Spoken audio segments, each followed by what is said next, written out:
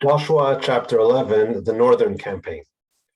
After Joshua overcame the southern coalition led by the king of Jerusalem in chapter 10, in chapter 11, he faces an even more formidable coalition, this time from the north.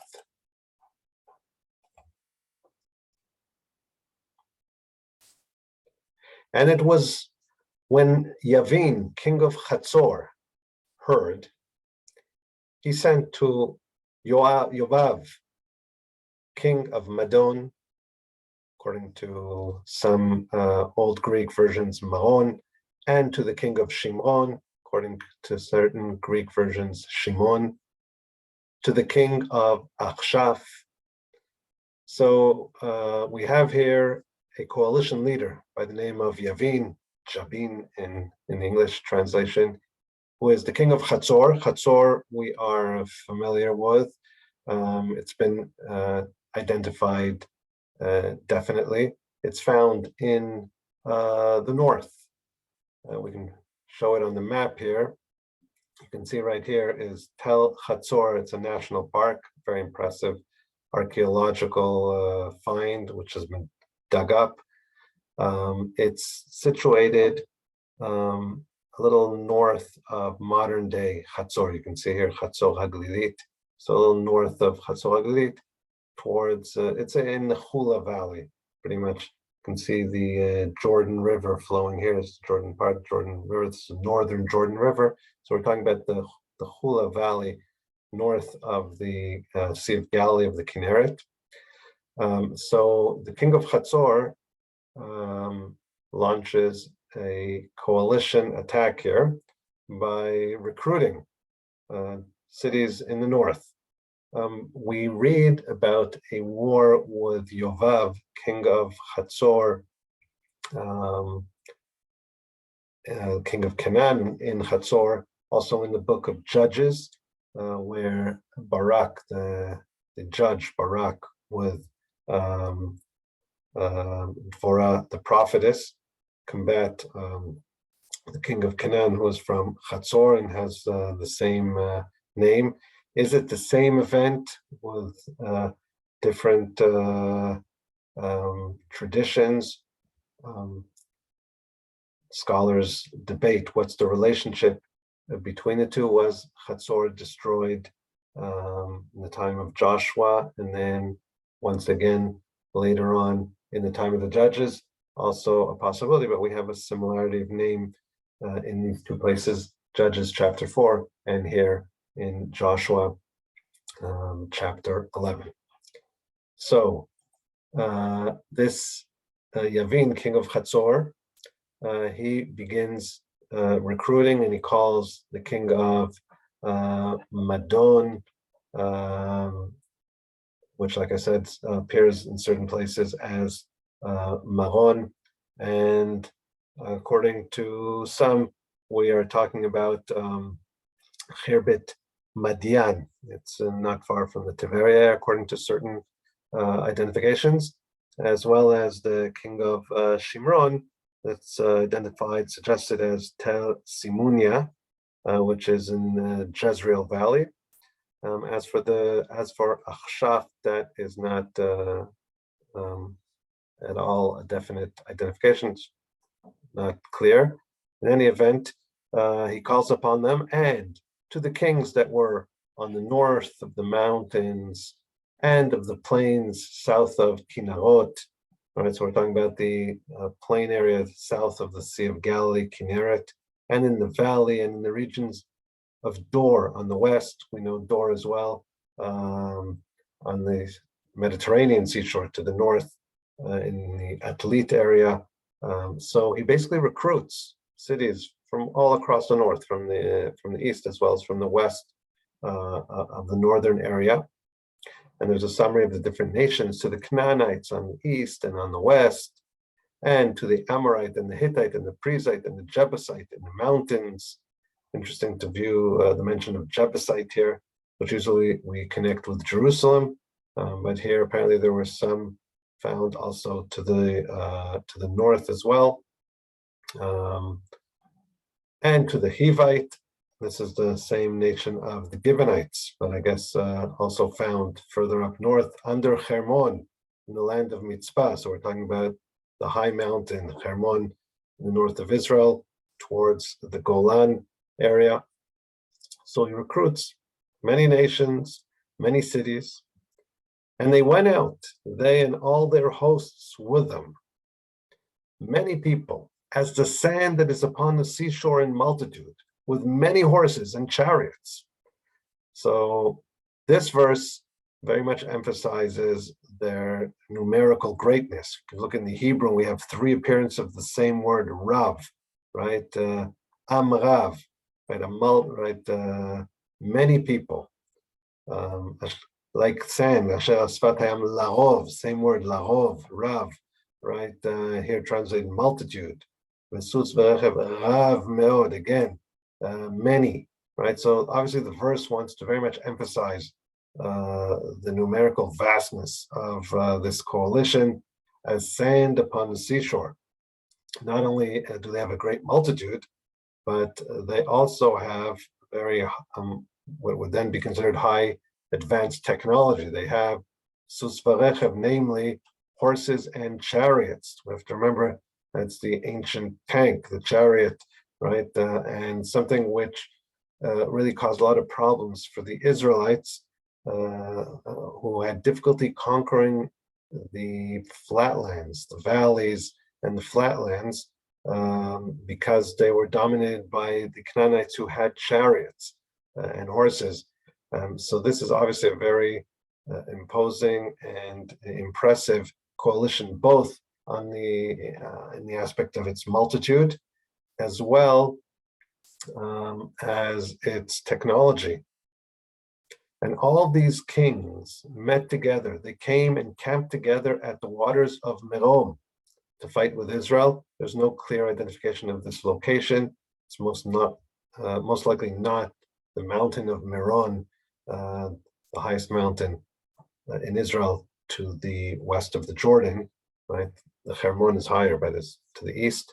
It's not there because we're not familiar with a lake in that area. We're not exactly sure what the location is, but that is the place where they basically coalesce to fight with Israel.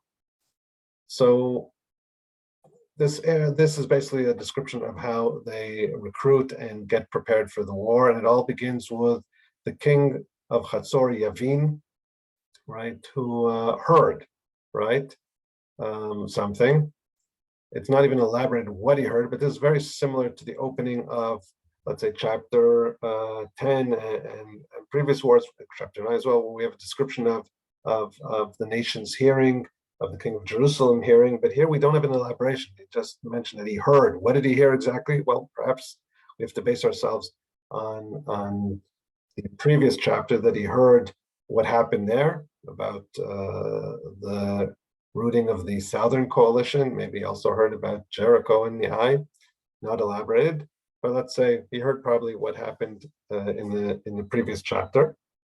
And therefore, he recruits and decides to attack. So just like in the previous chapter, the king of Jerusalem heard, so too the king of Hatzor, Yavin, hears and then decides to attack. But there are some important differences between the two, because in chapter 10, in the attack of king of Jerusalem and the southern coalition, they don't attack Israel. They attack Givon after hearing that Givon made a peace treaty with the Israelites. Whereas here, Yavin attacks the Israelites themselves. So that's one dramatic difference.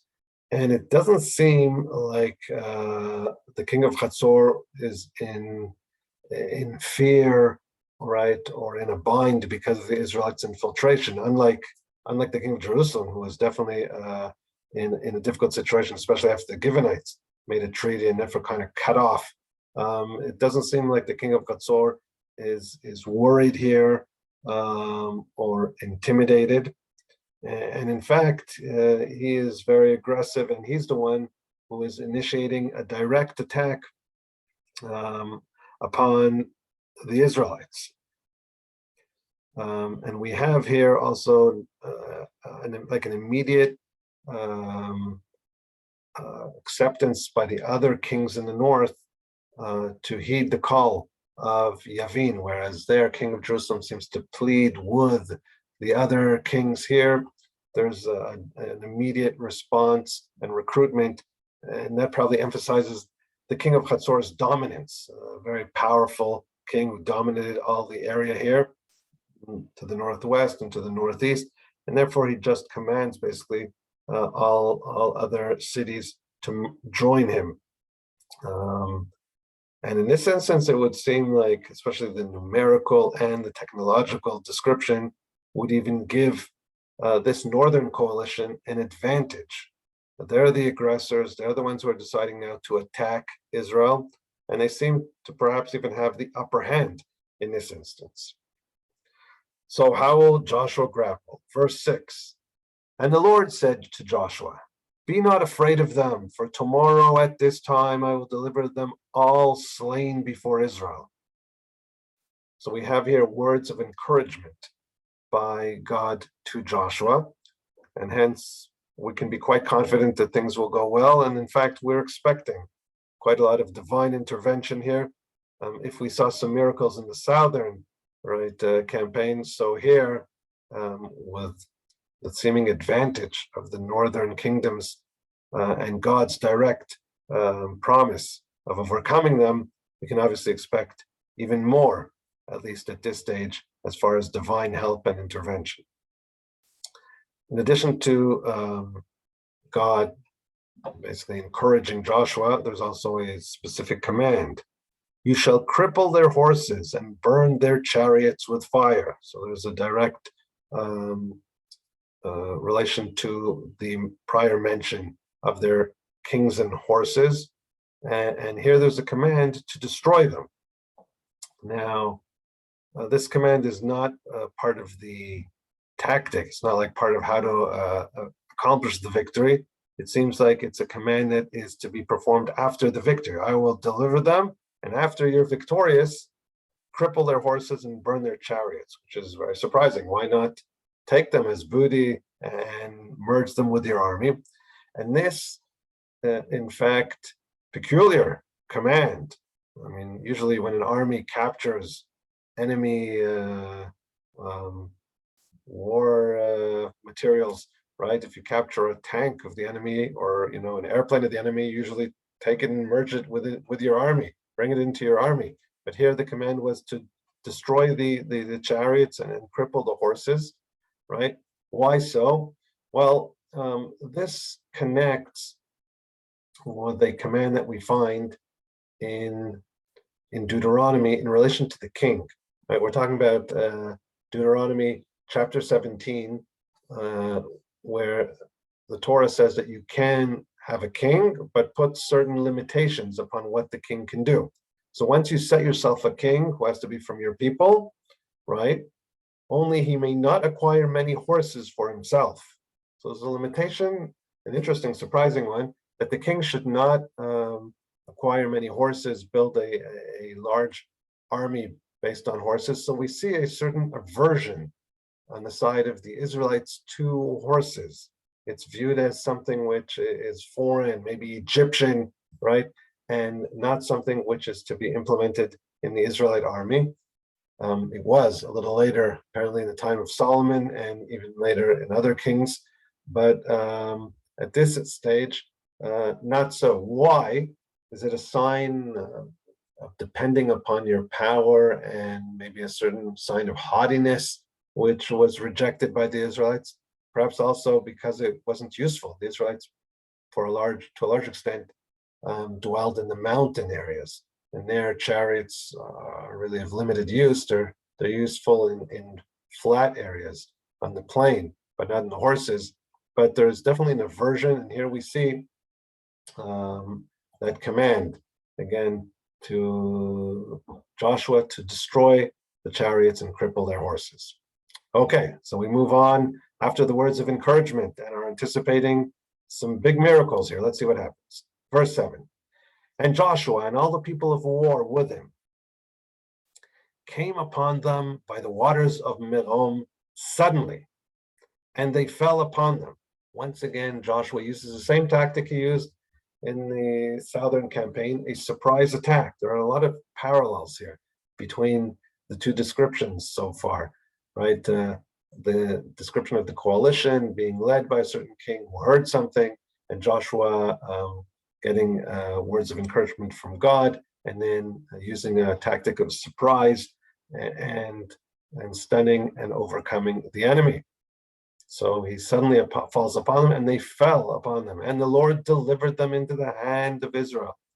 And they smote them and chased them to Great Sidon, to the west in Lebanon, city on the seashore, on the Mediterranean seashore to the west, and to Misrefot Mayim, which is probably directly north, and to the valley of Mitzpeh, and the valley, perhaps Baalbek area, to the further to the eastward. And they smote them until they left them none remaining. Total rampage here and total destruction of this northern coalition. And Joshua did to them as the Lord had bidden him. He crippled their horses and burnt their chariots with fire. And we see again Joshua performing the commandments of God. And of course, this is one of the requirements for success, and Joshua indeed heeds the commandments and succeeds. So this is the first section, the victory. And we must say, while we're not surprised about the victory, we are somewhat surprised, I think, as readers, of how it occurred, because so far we have not seen any description of something miraculous.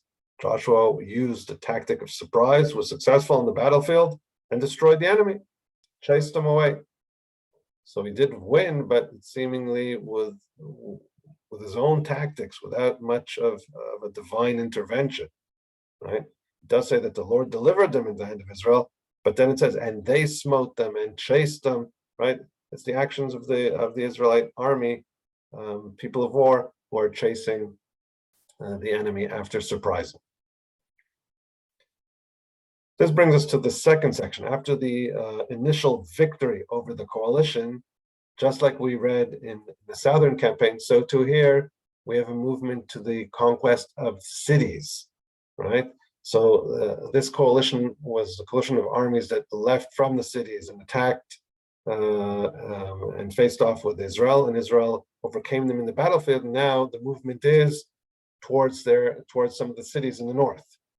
So we read on in verse 10, and Joshua turned back at that time and took Chatzor. So we see, first of all, a time frame here at that time. So it means in the process of that campaign, after chasing away and decimating the enemy, Joshua then turns back and goes to Chatzor, to the city, and smote its king with the sword. For Chatzor was formerly the head of all these kingdoms. So here we have a description of Joshua killing the king.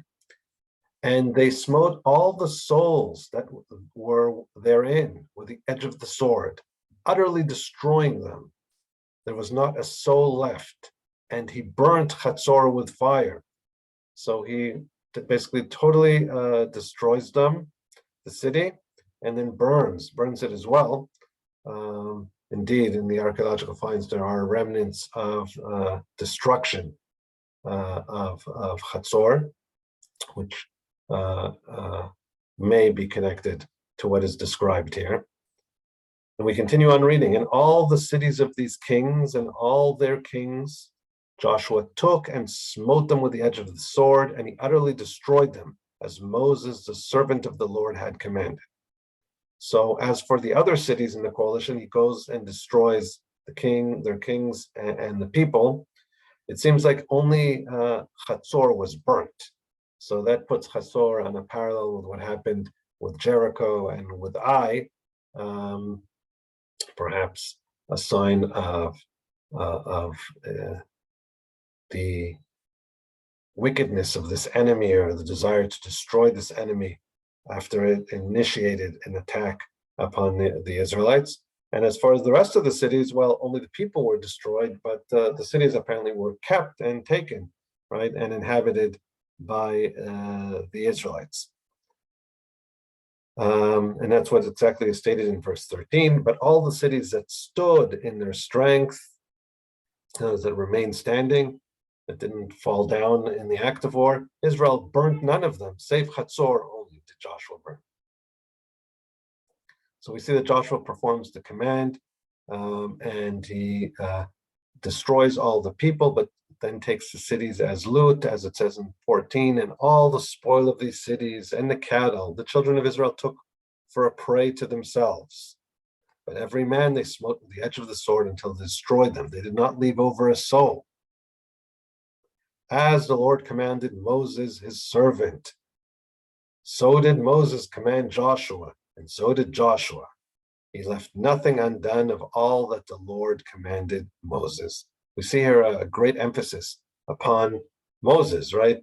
And this is somewhat of a closure with the opening chapter of the book, where we had an emphasis on Moses and the concern, how will Joshua fill in the great shoes of the previous leader? So here we see that Joshua is indeed performing all the commandments that Moses made, and this is very much emphasized, particularly in verse 15. Even though in even earlier verses as well, like in verse 12, we saw Moses, the servant of the Lord. But here too, look in verse 15. As the Lord commanded Moses, his servant, so did Moses command Joshua, and so did Joshua. He left nothing undone of all that the Lord commanded Moses. So obviously, this verse very much wants to depict Joshua as continuing Moses and performing all that was indeed commanded by Moses in relation to all those people. We can see the command itself once again in Deuteronomy. It is in Deuteronomy chapter 20, the commandment with regard to war. So there's in relation to the cities within Canaan. However, of these people's cities, which the Lord your God gives you as an inheritance, you shall not allow any soul to live. Rather, you shall utterly destroy them. This is the commandment given to Moses, and this is indeed what Joshua performs. And we discussed this earlier in our course, the wickedness with which God viewed the nations of Canaan, and the fact that the campaign to conquer Canaan was also depicted as a punishment for the wickedness of these people, and hence the very harsh command of destroying the people, as Joshua indeed does, right? Taking the spoils of the other cities, not Chatzor, which was destroyed in its totality. And here we have a summary of Joshua's conquests. And Joshua took all this land, the hills, and all the south country, and all the land of Goshen, and the valley, and the plain, and the mountain of Israel. Now, this is a new term, mountain of Israel, which apparently relates not to the mountains of Judah in the south, but the northern mountains and its valleys.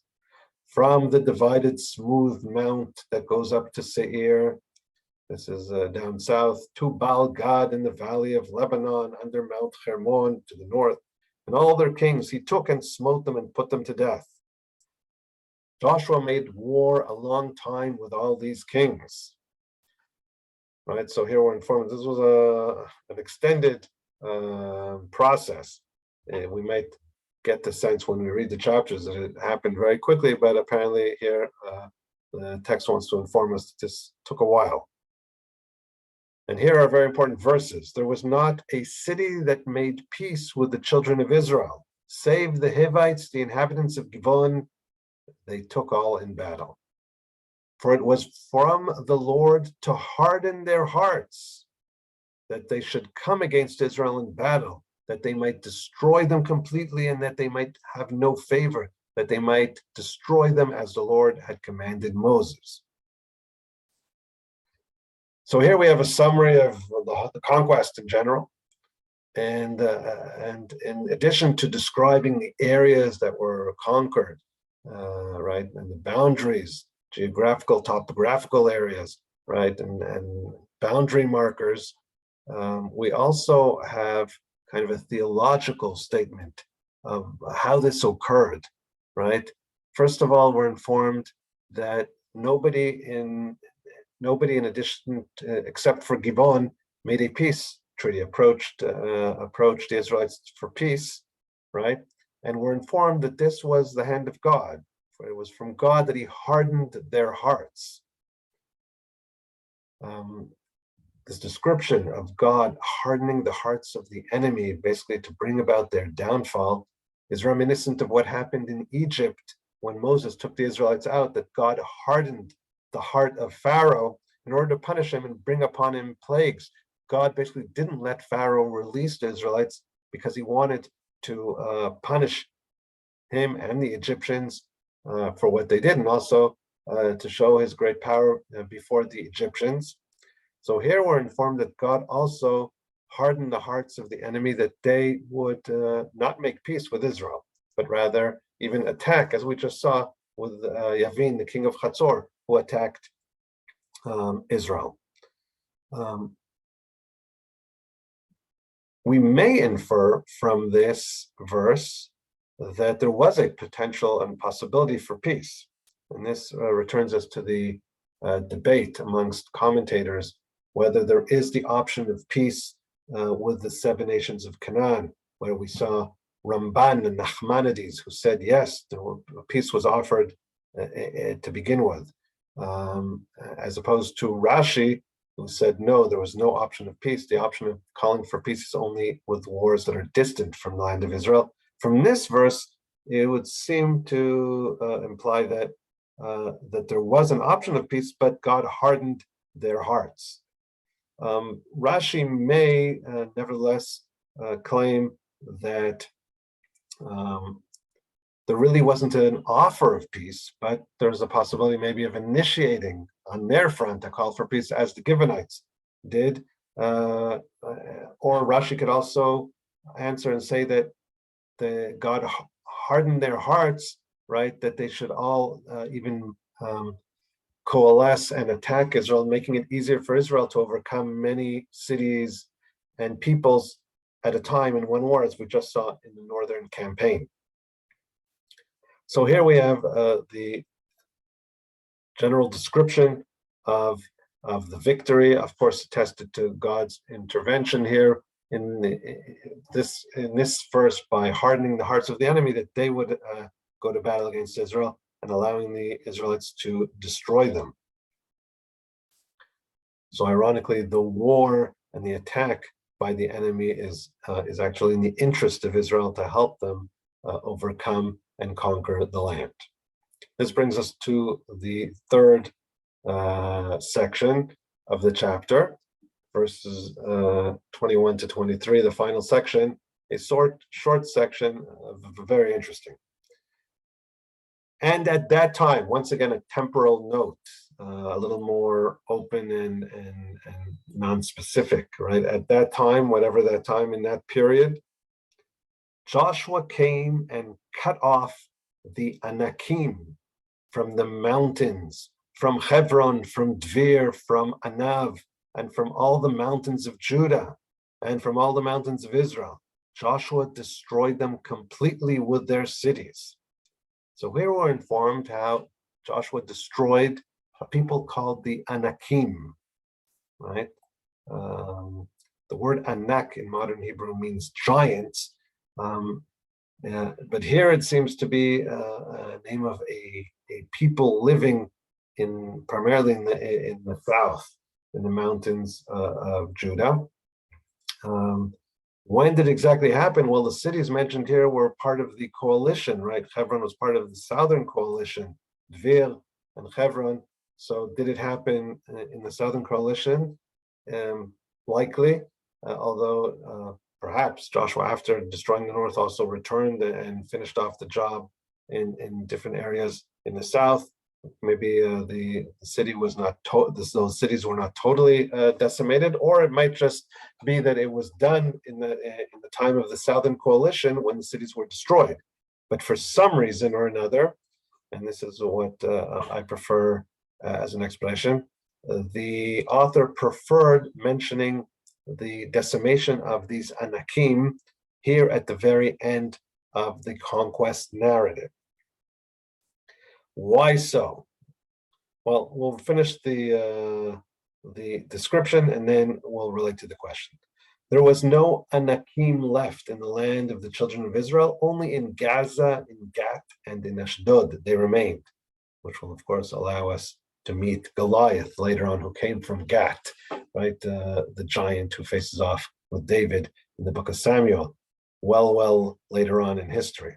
But for the most part, they were wiped out, except for the coastal plain and the Philistine area to the southwest.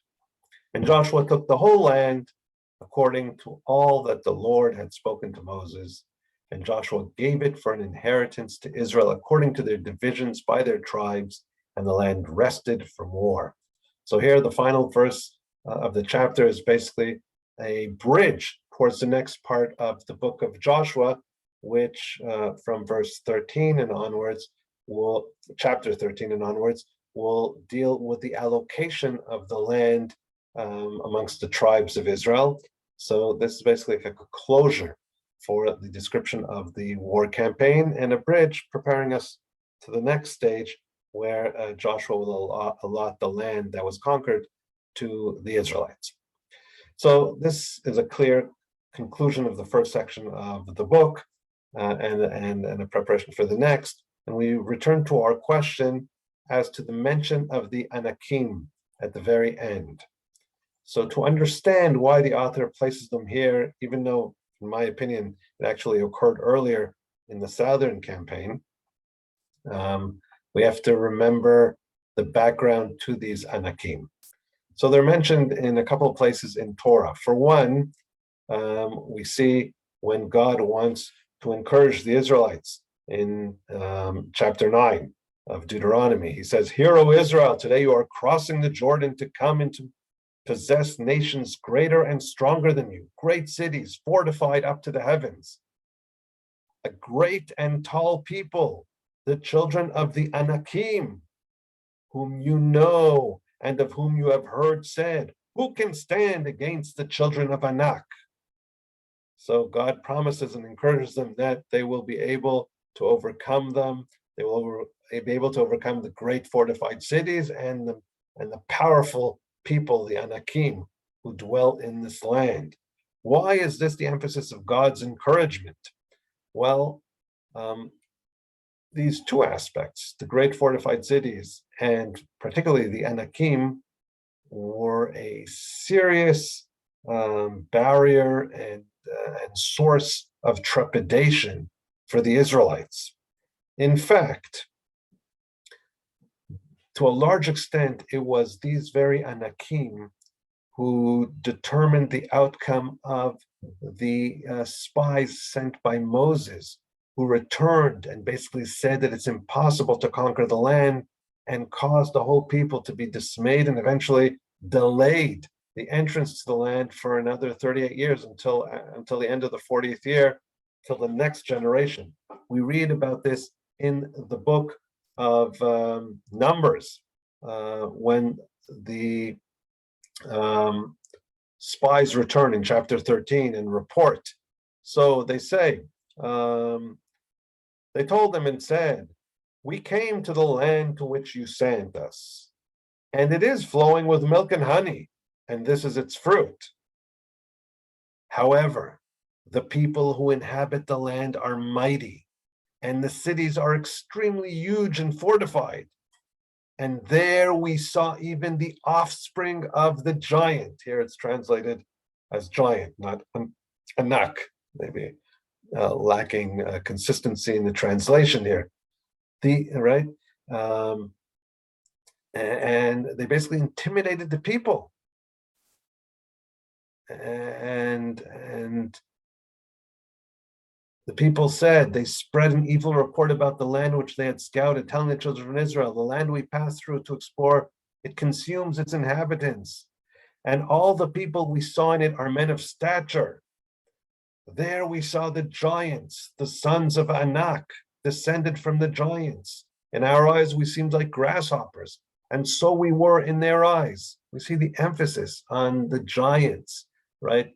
And this is what dismays the people, and they don't want to enter the land. They think it's impossible to conquer it. And indeed, once again, in Deuteronomy, when in the beginning of the book, when Moses recounts the history, we're talking about in chapter 1, so he recounts the sin of the spies. And what has he mentioned? You murmured in your tents and said, because the Lord hates us, he took us out of the land of Egypt to deliver us into the hands of the Amorites to exterminate us. Where shall we go up? Our brothers have discouraged us, saying, a people greater and taller than we, cities great and fortified up to the heavens. And we have even seen the sons of Anakim there.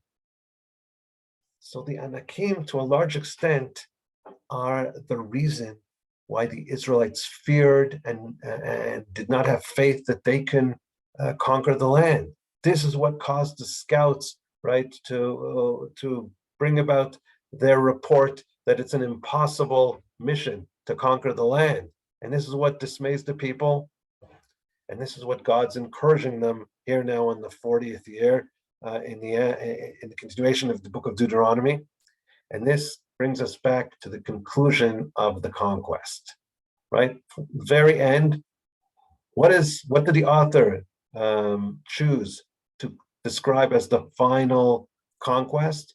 The total annihilation of the Anakim, those giant people who lived there and brought fear into the hearts of the Israelites. Why is this done? I think as an emphasis to remind us how what caused great fear and trepidation eventually delayed even the entrance into the land till the next generation, at the end, was just another enemy which was done away with and totally annihilated by Joshua. There was no justification for this fear, as was promised, as Joshua and Caleb, the only two spies who believed that it could be done, they said, no, we have no reason to fear. God will help us destroy. This is indeed what happened, and this is what's emphasized at the very end of the conquest. And if we combine the beginning initial conquest and the concluding conquest found here in the narrative, we find that the first city conquered was Jericho. And Jericho was a city which had a great fortress, great walls, right, which seemed impenetrable. And God, of course, brought down those walls. And here at the end, there's the great mighty warriors, the Anakim. And God helped Joshua bring them down as well. So we have the beginning and end of the conquest narrative answering to the fears of the people. Because what were the two aspects that were most intimidating for the people? The fortifications, the great big cities that the spies reported about, and the great people, the people of stature, right, in the land of Canaan. And there we find exactly a mention of these two aspects. One, in the beginning, the walls of Jericho falling down, and the other at the very end, the decimation of the Anakim by Joshua. And hence, I think this is the reason why they were saved for the end as a response to the initial fears of the Israelites, and to show how none of those fears were justified. If God wants to deliver these enemies into the hands of the Israelites, so will it be, and so it was. So this is the end of chapter 11. And interestingly enough, chapter 12, which is a short chapter, actually seems to be an appendix summarizing and listing the conquests. And what's interesting is that the first portion of chapter 12 actually summarizes the conquests from the time of Moses on the east of the Jordan. So we'll quickly read through that. And these are the kings of the land whom the children of Israel smote and possessed their land on the other side of the Jordan, towards the rising of the sun, from the river Arnon, that's in the south, to Mount Hermon and all the plain on the east. So there's a list. Sihon, king of the Amorites, who dwelt in Heshbon and ruled from Aroer, which is on the bank of the river Arnon, and the middle of the river, and over half Gilad, and to the river Yabok, which is the border of the children of Ammon. and the plain to the Sea of Kinnerot on the east, and to the Sea of the Plain, the Salt Sea on the east, the way to Beit Hayeshimot, and from the south, under the falls of Pisgah, and the border of Og, king of Bashan, of the remnant of the giants who dwelt at Ashterot and at Edrei, and reigned in Mount Hermon, and in Salka, and in all Bashan. This is already in the north. So we had Sichon of the Amorites in the southern area, and now Og, the king of Bashan, in the north, towards the Golan area and the Hermon area. To the border of the Geshurites and the Machatites, and half Gilad, the border of Sichon, king of Heshbon. Moses, the servant of the Lord, and the children of Israel smote them, and Moses, the servant of the Lord, gave it for an inheritance to the Reubenites and the Gadites and the half tribe of Manasseh. So this is a description of the conquests in the Torah in the time of Moses. And now we return to the period of Joshua. And these are the kings in verse 7. These are the kings of the land whom Joshua and the children of Israel smote on this side of the Jordan on the west, from Baal Gad in the valley of Lebanon to the smooth divided mountain that goes up to Seir. So here we got from north to south. And Joshua gave it to the tribes of Israel for an inheritance according to their divisions. In the mountains and in the valleys and in the plains and in the falls and in the wilderness and in the south country, the Hittites, the Amorites, the Canaanites, the Perizzites, the Hivites, and the Jebusites. And now we have an extended list of kings that were conquered by Joshua. And this would seem to be an appendix, an additional conclusion, which kind of, it might have been a separate source, which existed at one point in and of itself, and then was combined into the book of Joshua. Some scholars say it might have given birth to some of the accounts in the book of Joshua, or it might have just been a separate kind of a list, as we find conquest lists and other ancient Near Eastern civilizations, the Egyptians, the Assyrians. So there was a list, and there's a list of 31 cities here. For example, you can see, go through them. The king of Jericho, 1. The king of Ai, that is beside Bethel, 1.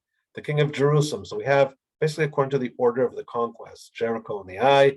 And then we have the southern coalition, Jerusalem, Hebron, Yarmut, Lachish, Eglon, Gezer, right, which joined in the conflict. The king of Dvir, Geder. Now we have other areas that weren't mentioned, Horma, Arad, others that were, Livna, Adulam, Makedah, Betel. These are, so till like Adulam, Makedah, it's more in the southern operation, the southern campaign, with some additional names that weren't mentioned earlier. Geder, for example, Horma, Arad. And then we move on to the central mainland, and additional places are mentioned as the king of Betel, the king of Tapuach, which is also in that area, modern day Tapuach, not far from Ariel, the king of Hefer, the king of Afek, the king of Lasharon. And then we move on to the north, king of Madon, Chatzor, Shimron, Meron, Achshaf. So here we connect with what we just read in the northern campaign. And we have other cities mentioned that don't come up in the conquest, the king of Tanach and the king of Megiddo mentioned here. These are cities in the Jezreel Valley, right? In other places, the king of Kedesh, the king of Yokneam, of Carmel, the king of Dor, of the regions of Dor, the king of the nations of Gilgal, king of Tirzah, going back probably into the Shomron area, all the kings 31. So we have here another summary, which I guess basically more elaborates in a more specific way the conquests of Joshua. We're in the end of chapter 11, perhaps the original summary of the conquest narrative.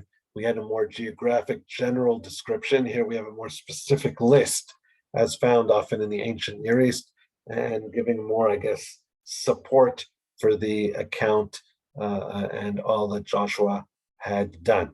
One thing we may learn, like we see how the list is organized, right? Pretty much according to the order of the conquests in the book, starting from Jericho, the Southern Coalition, Northern Coalition, but we see additional cities mentioned here that we don't meet in the conquest narrative, and that can teach us one important thing to take note of, and that is that the conquest narrative is not complete. It is not a total description of all the conflicts and all the wars that Joshua fought, and that's hinted earlier on, where we read in the end of chapter 11 that Joshua waged war many years. It took a long while. So we have basically in the book of Joshua only a, I guess, representative account of some of the central battles, but not a total account. And there were clearly other wars and other cities and other conflicts of which there's no elaborate description, but are just mentioned in this list of kings and cities that were conquered.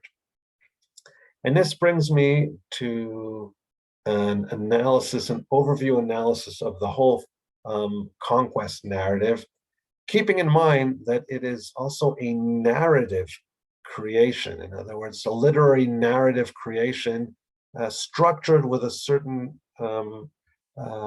message and ideology and direction. And what I want to do now to conclude this lecture is to try to get an overview of the conquest narrative, beginning in chapter 6 with the conquest of Jericho and concluding with the northern campaign and then the list of the kings, and try to understand if this is indeed a representative and not a total description. Can we garner messages and ideas behind the structuring of this conquest narrative? So here is an overview of the structure. We've got two wars against specific cities. First, the conquest of Jericho in chapter 6, and then the conquest of Ai. It took a second time till it was overcome in chapters 7 and 8. This is followed at the end of chapter 8 with a short section about the covenant at Shechem, where the Israelites, after conquering the Ai, then go to Shechem and perform a covenant there, as was commanded in the Torah, where there's a blessing and a curse, and the Torah is written on the rocks there at Shechem. This is, of course, followed by the covenant with the Gibeonites. The Gibeonites will make a peace treaty by subterfuge and trickery, and convince the Israelites to take an oath and make a treaty with them. So we have two conquests of specific cities, followed by two covenants. One covenant between the Israelite nation and God, and one between the Israelite nation and another peoples, the Gibeonites. And then this is followed by two other war narratives that both are regional. We have the southern campaign against the southern coalition led by the king of Jerusalem, and the northern campaign that we just read today, led by the king of Hatzor. So we can first of all clearly see an organization here. It's doublets. We have two cities, two covenants, and then two regional campaigns. That's for starters. There's clear organization of this whole conquest narrative. But as we delve deeper, we note something else which is very interesting and will indeed connect was something that I raised in our reading of chapter 11, and surprisingly was not actually found. And I'm referring to the nature of the conquests. Because if we summarize, we have two areas of war. In the middle, we have covenants. So maybe this, first of all, even within the war narrative, we see the centrality of the covenants, right? Covenant with God and covenant with another people, as if this is the heart and perhaps the important aspect. But we have it enveloped by the wars, right? And so even though God hardened the hearts of the enemies that he wanted to punish, there was an option of peace at the end, which came about with the Gibeonites. And apparently we can say at the end, perhaps the Gibeonites deserved to survive, just like Rachav deserved to survive, and I think it was quite emphasized that the Gibeonites feared God and believed in God. Rachav, the spy, that the spies met in Jericho, feared God and believed in God and saved the spies. They were allowed to remain alive because they were worthy of remaining alive because of the faith that they showed in God and their desire, right, to be in treaty with the Israelites. The others were punished, and their hearts were hardened. In other words, even though they may have had the potential of desiring and calling for a peace treaty, as Rachav did, asked to be saved, and the Gibeonites did, they didn't, and because they weren't worthy of being saved, and hence God hardened their hearts to go to war. And when we focus on the wars themselves, we see something very fascinating. We have two groups, the individual cities and the regional conquests. In the individual cities, the first, Jericho, was clearly a miraculous war with the Israelites, with the priests carrying the Ark of the Covenant, surrounding the city 7 days, on the seventh day 7 times, and then the walls miraculously come tumbling down. The next war was a more natural war against the eye, with a tactic of an ambush, hiding behind the city, drawing the warriors out, and then the ambush infiltrating, destroying the city, and then destroying the warriors of the eye. So that would seem to be a brilliant strategy, tactic, but nothing miraculous. We move on to the second group, the regional conquests.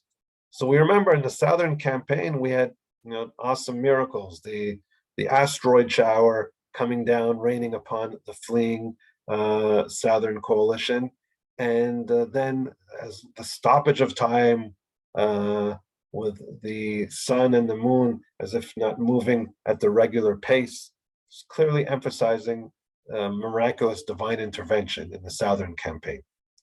And here in our last chapter, when we read the northern campaign, we were anticipating divine miraculous intervention. In fact, the sense was that this is perhaps the most formidable enemy that the Israelites have to face up against, and God indeed encourages, and we're expecting similar miracles, but we find that the northern coalition was overcome by a tactic of a surprise attack, and that was enough. Nothing, extraordinary or non-natural related in that campaign. And hence, if we analyze the war narratives, we note that in both groups, the individuals and the regional conquest, we have a movement, we have a miraculous war followed by a natural war. So we see here that the whole conquest narrative is very much organized, and there seems to be a thematic direction underlying the movement here.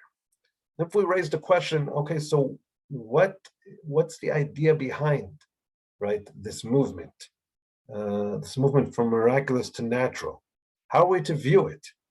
Is it a deterioration? Perhaps they didn't merit the same degree of divine intervention we saw after the sin in Jericho, so they even lose in the first attack on the eye. So maybe they're no longer worthy of this miraculous intervention.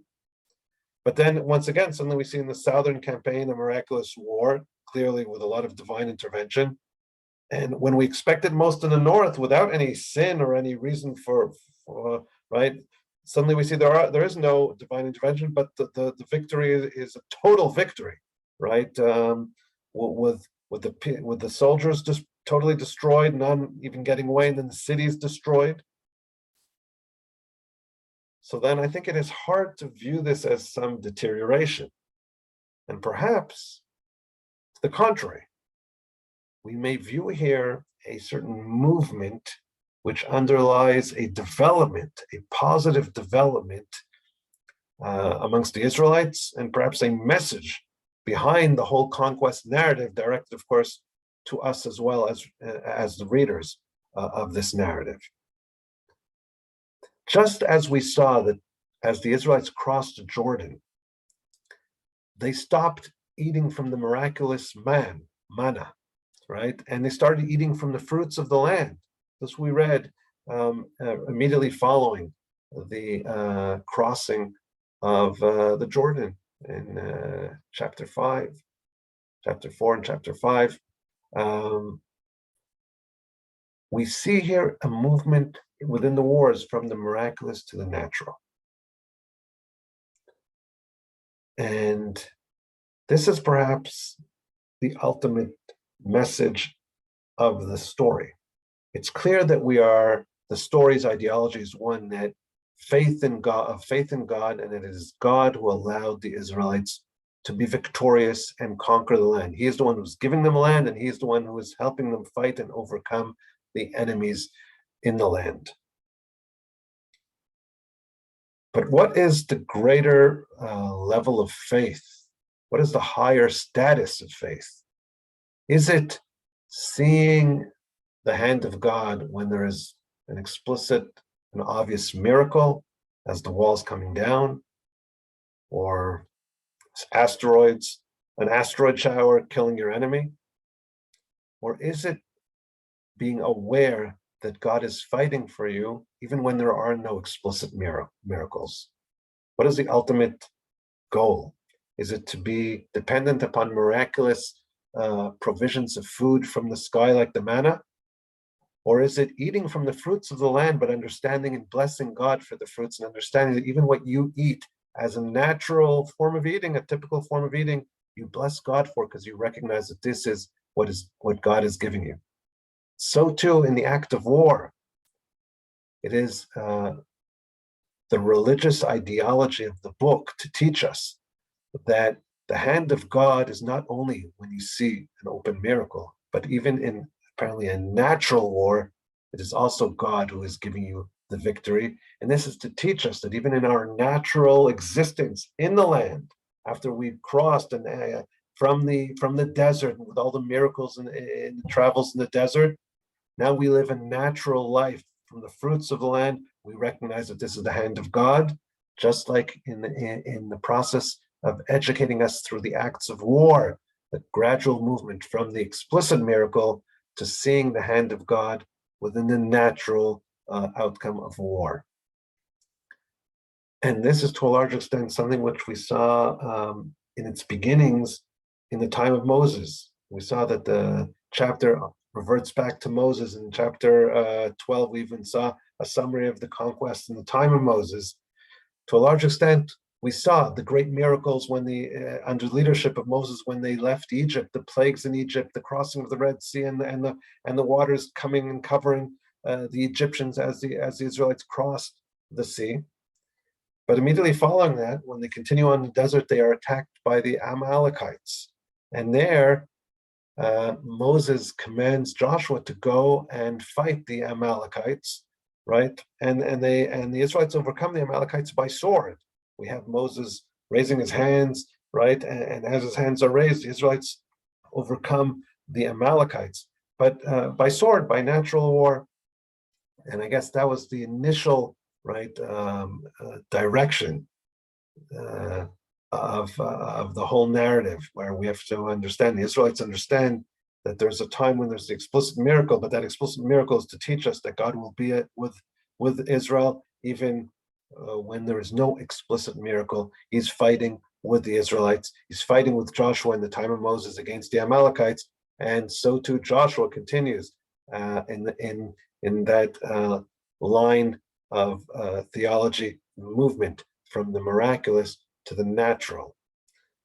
It is no great feat to see the mighty hand of God when one sees an explicit miracle, splitting of the sea, the falling of walls, or the rocks falling from the sky on the enemy. What is the higher level? What the book of Joshua, and in fact the whole account of the Exodus from Egypt and the conquest of the land of Israel, this whole account is directed towards teaching of how one sees the hand of God even in the normal, natural, day-to-day events. So with this, we have concluded the section of the conquest of the land of Israel. Now Joshua will have to allot the land. The land will now be peaceful, and now will be divided amongst the different tribes. And that is the continuation, the next big block of chapters in the book of Joshua.